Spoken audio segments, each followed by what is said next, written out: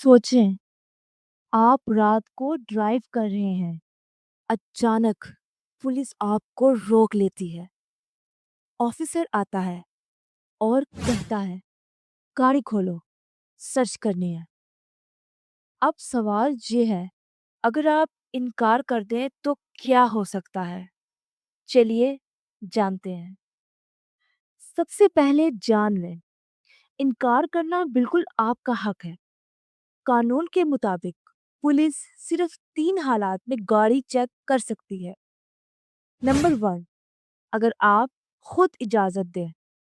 Number 2, अगर उनके पास वजह या सबूत हो, जैसे ड्रग्स की बू या कोई इलीगल चीज़ नज़र आना। नंबर 3, या फिर वारंट के साथ।